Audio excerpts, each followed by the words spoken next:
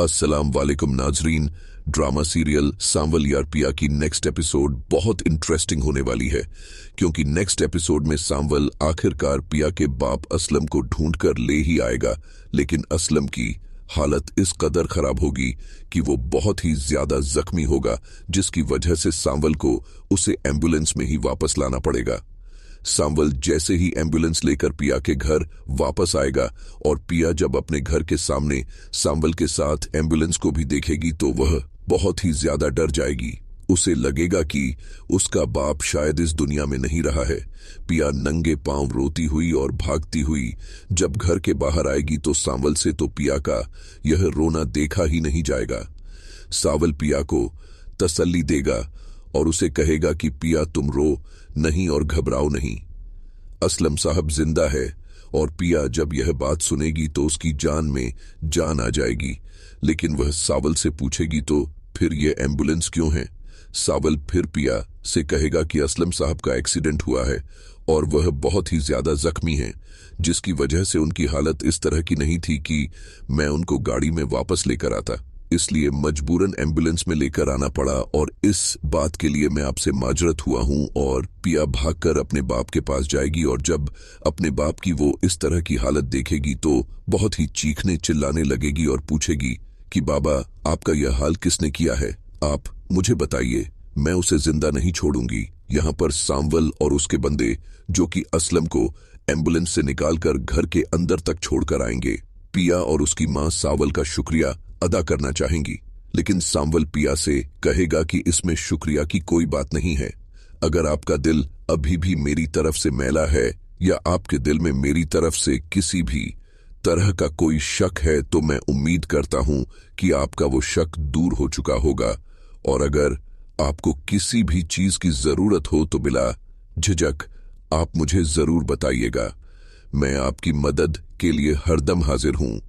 लेकिन असलम साहब का यह हाल मैंने नहीं किया। सांवल कहेगा कि मैं बदनाम जरूर हूं, लेकिन मैं दिल का बुरा बिल्कुल भी नहीं हूं।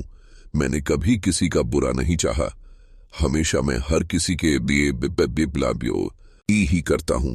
फिर सांवल तो वहां से चला जाएगा।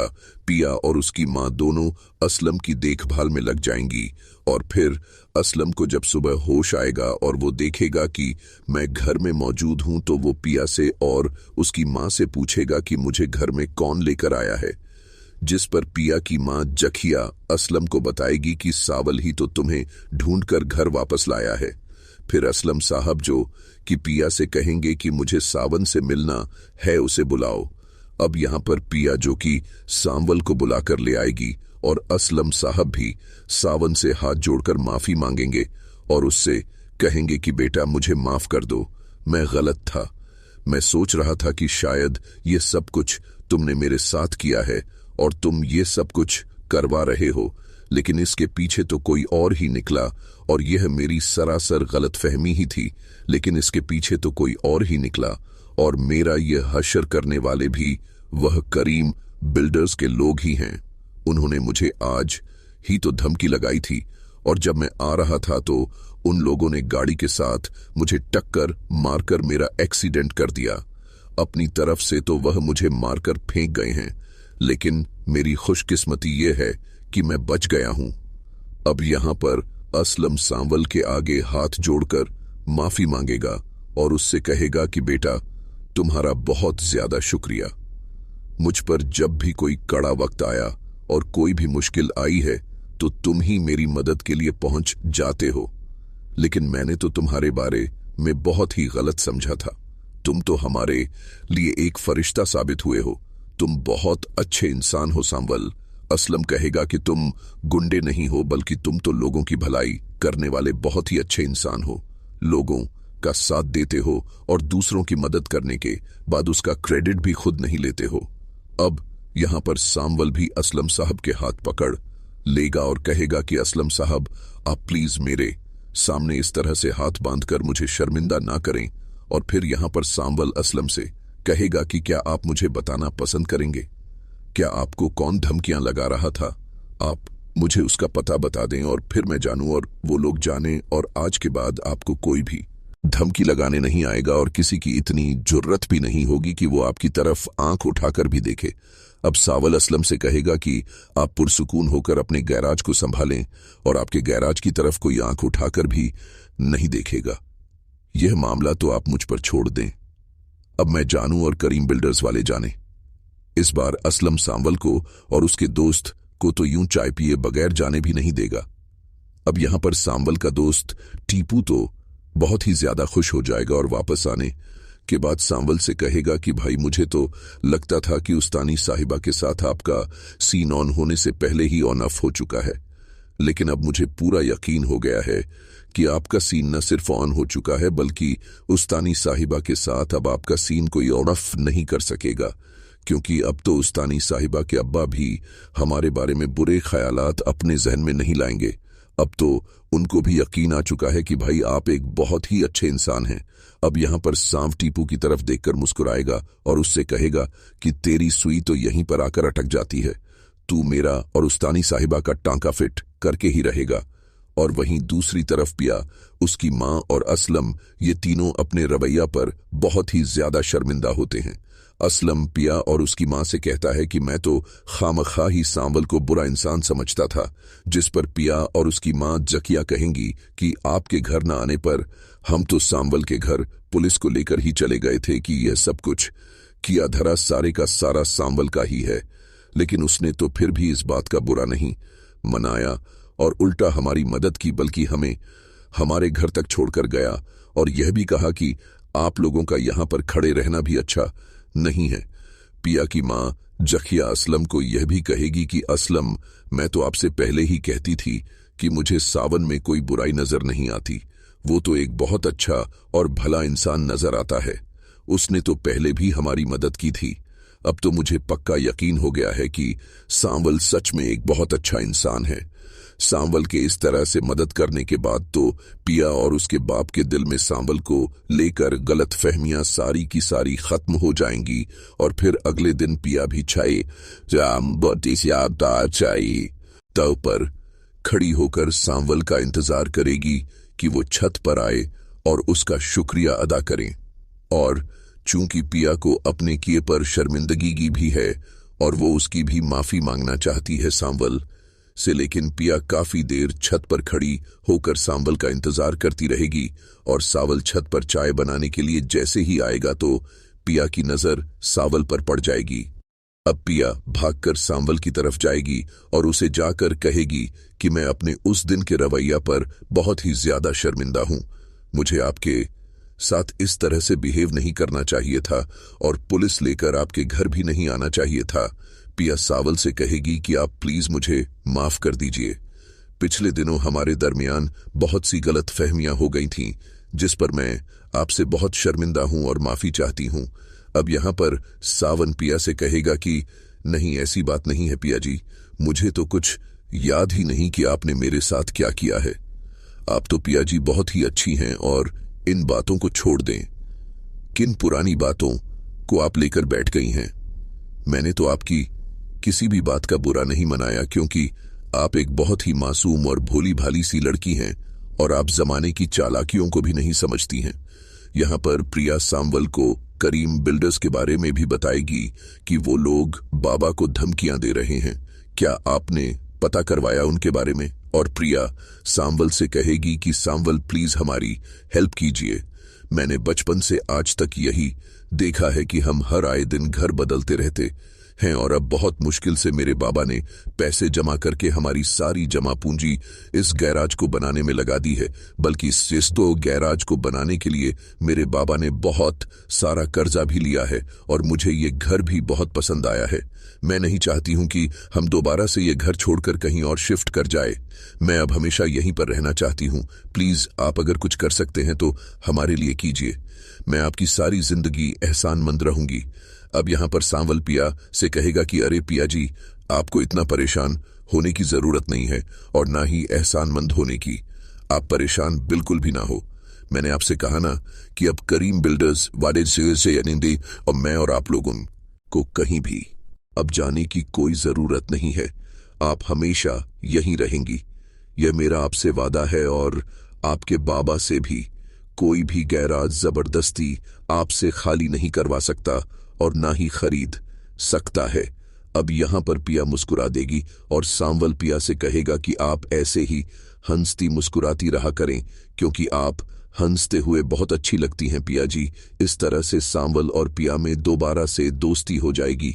और इसी के साथ वहीं दूसरी तरफ पिया, जो कि अब अपने बाप की वजह से यूनिवर्सिटी भी नहीं जा रही है, और वहीं अलियार जो कि बहुत ज्यादा परेशान होता है कि इतने दिन हो गए पिया यूनिवर्सिटी नहीं आई। तो वह अपनी दोस्त लुबना से पूछता है कि पिया यूनिवर्सिटी क्यों नहीं आ रही है, जिस पर लुबना उसे बताएगी कि पता नहीं वह छुट्टी तो कभी नहीं करती है। ऐसी किताबी कीड़ा है कि कुछ भी हो जाए छुट्टी कभी नहीं करेगी। अब मालूम नहीं कि क्या मसला है कि वो यूनिवर्सिटी क्यों नहीं आ रही है। यहाँ पर अलियार भी लुबना से कहेगा कि तुम पता करवाओ कि वो क्यों नहीं आ रही। लुबना भी अलियार से कहेगी कि मैं आज ही उसके घर जाऊंगी और पता करूंगी कि क्या वजह है। और फिर लुबना यूनिवर्सिटी से फ्री होने के बाद सीधी पिया के घर आ जाएगी और आकर उससे प्रॉब्लम पूछेगी कि वो इतने दिन से यूनिवर्सिटी क्यों नहीं आ रही। और यहाँ पर पिया लुबना को सारी हकीकत बता देगी अपने बाबा के बारे में।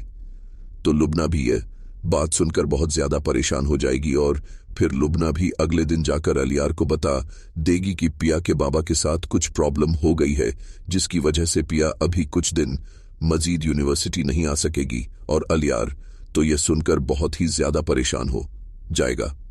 तो नाजरीन, अब इस ड्रामे में आने वाला है एक और नया ट्विस्ट।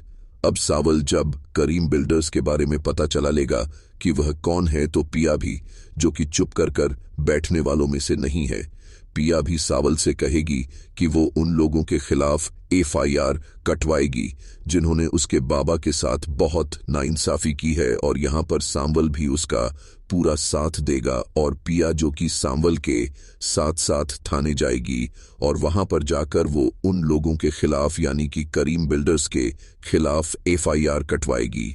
सावन पिया से कहेगा कि मुझे तो यह मालूम ही नहीं था कि जो लड़की इतनी मासूम और भोली भाली सी दिखाई देती है वो अंदर से इतनी मजबूत होगी कि किसी भी परेशानी का डटकर मुकाबला कर सकती हैं।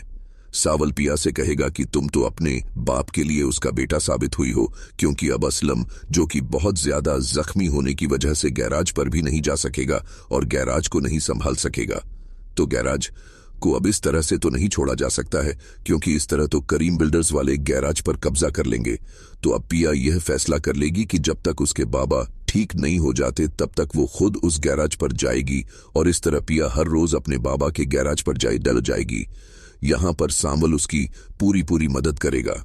अब यहाँ पर करीम बिल्डर्स वाले भी दोबारा से आएंगे और पिया को देखकर वो कहेंगे कि क्या तुमने अपने बाबा से सबक नहीं सीखा कि उसका हमने क्या हाल किया है, और अब जब तुम खुद मुंह उठाकर यहाँ पर आ गई हो तो इसलिए बेहतर यही है कि इस गैराज को हमारे हवाले कर दो, वरना तुम्हारा वो हशर करेंगे कि तुम सारी जिंदगी भूल भी नहीं सकोगे। अब यहाँ पर तो पिया भी हार मानने वालों में से नहीं है। पिया भी डटकर उन लोगों के सामने आ जाएगी और कहेगी कि तुम लोगों को जो करना है वह कर लो, मैं किसी के बाप से भी नहीं डरती।